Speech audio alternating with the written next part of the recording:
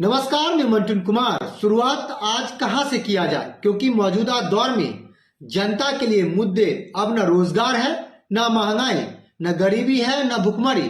क्योंकि भारत की राजनीति में जो कहानी लिखी जा रही है और उस कहानी में जनता का जमीनी मुद्दा कहे या जरूरत की बातों से हटकर जिस विष के प्याले को मौजूदा दौर में जनता को परोसा जा रहा है या कहे तो उसे पिलाया जा रहा है, उस पर सभी खामोश है।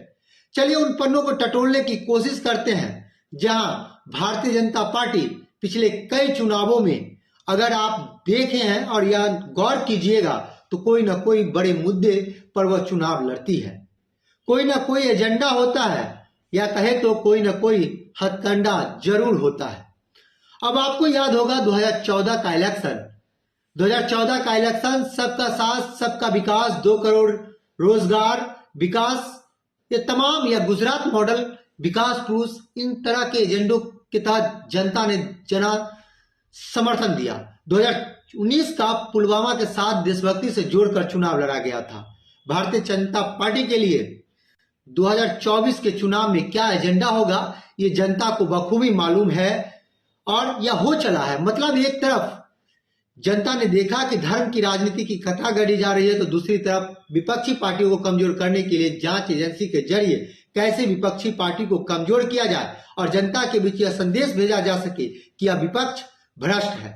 एक हाथ में धर्म की गदा है तो एक तरफ जांच एजेंसी के जरिए पूरे विपक्ष को साधने में जुटी हुई है। चलिए जनता के मुद्दों के पास अगर आप देखें तो राम मंदिर के जरिए पूरे देश में एक अजीब तरह का माहौल उत्पन्न किया जा रहा है।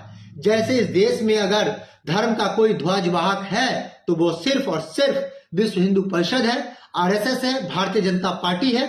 देश की सारी पार्टियां जो है वो धर्म विरोधी है, राम विरोधी है और उनको इस देश से, इस समाज से, इस देश की संस्कृति से, इस देश की कल्चर से, इस देश के धर्म से कोई नाता नहीं है।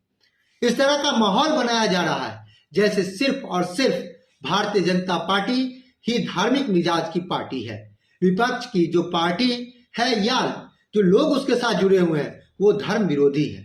और दूसरी तरफ यही पार्टी विपक्षी मुख्यमंत्री को हो या उप मुख्यमंत्री हो को भ्रष्टाचारी बनाने में जुटी हुई है, जिसे जनता के बीच साफ संदेश दिया जा सके कि ये लोग भ्रष्टाचारी ही हैं। तभी तो निशाने के तौर पर विपक्षी एकता को कैसे कमजोर किया जाए, तो मात्र एक कमजोर का कुंजी है, वो है भ्रष्टाचार और जांच एजेंसी की इंडिया गठबंधन को कैसे तोड़ा जाए। इसके लिए जांच एजेंसी एक तरफ मजबूती के साथ खड़ी हुई है। मतलब जितनी भी भ्रष्टाचार के दलदल में फंसे हैं या दलदल में डूबे हैं सभी विपक्ष की ओर से ही है।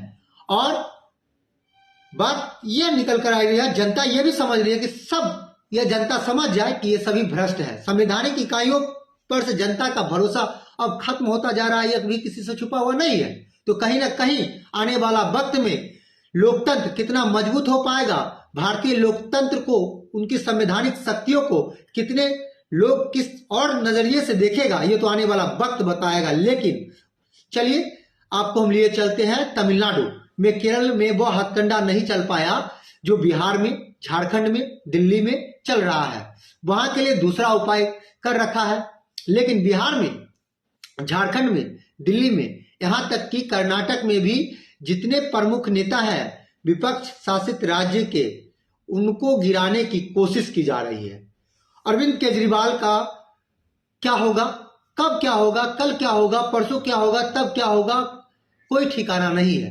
तो 2024 के चुनाव की रणनीति बनाने की बजाय आम आदमी पार्टी को यह रणनीति बनानी पड़ रही है कि अगर अरविंद केजरीवाल कल या परसों या कब ठिकाना तो है नहीं, गिरफ्तार अगर हो जाते हैं, गिरफ्तार अगर कर लिया जाता है तो मुख्यमंत्री कौन होगा, सरकार कौन चलाएगा, कौन ऐसा होगा जिस पर कोई और इल्जाम न लगा हो और न लग जाए। इसी तरह बिहार की deputy chief minister Tejashwi Yadav का हाल है।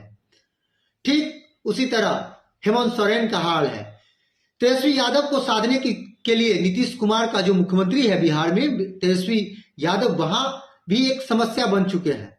राजनीतिक तौर पर अपनी समस्याएं उसको देखें, गठबंधन के तहत सीटों की शेयरिंग का क्या फॉर्मूला होगा उस पर बात करें, या गिरफ्तारी का डर है उसको कैसे उस आशंका को दूर करे और उस आशंका के तहत जनता को एक संदेश दे पाए, इन तमाम उलझनों के बीच तरह तरह की समस्याएं उत्पन्न हो रही है। झारखंड में हेमंत सोरेन अपनी धर्मपत्नी को मुख्यमंत्री बनाने के लिए उपाय में लगे हैं, क्योंकि यह आशंका पैदा हो गई है कि मुख्यमंत्री की कभी भी गिरफ्तारी किया जा सकता है।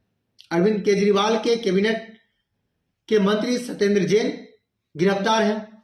इसके अलावा इससे पूर्व धाकर संजय सिंह गिरफ्तार है। मतलब कब किसको गिरफ्तार कर लिया जाए, कभी भी कहीं भी। लेकिन सत्ताधारी दल के किसी प्रमुख नेता को आपने देखा नहीं होगा कि उसकी ईडी, सीबीआई, आईटी कभी उस पर कार्रवाई करती है या होती है। जो विपक्ष में है या सरकार की आलोचना करते हैं, उसके लिए एजेंसियां तैयार है। मतलब 2024 इलेक्शन के लिए भारतीय जनता पार्टी ने एजेंडा और हथकंडा दोनों ढूंढ लिया है।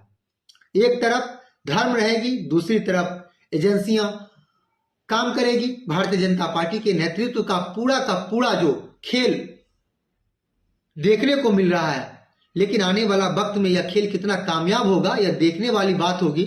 लेकिन निश्चित रूप से यह नजर आ रहा है, उसके सामने एक संकट की तरह विपक्ष के सामने धर्म की कथा जब चलने लगी और साथ में एजेंसियां का जाल बीजेपी के द्वारा फैलाई जा रही है, ये लोग भी सोचते हैं। लेकिन चलिए चलते चलते अब चुनावों के समय आम मुद्दों से दूर होता दिखाई पड़ रहा है। भारतीय राजनीति की यह कहानी भारत की एक नए लोकतंत्र की नींव रखने का प्रयास होगा, जिसमें न रोजगार पर बात होगी, न महंगाई पर बात होगी, न किसानों की जरूरतों पर बात होगी, न मजदूरों की आवाज को उठाने वाला कोई भारतीय कार्ल मार्क्स होगा।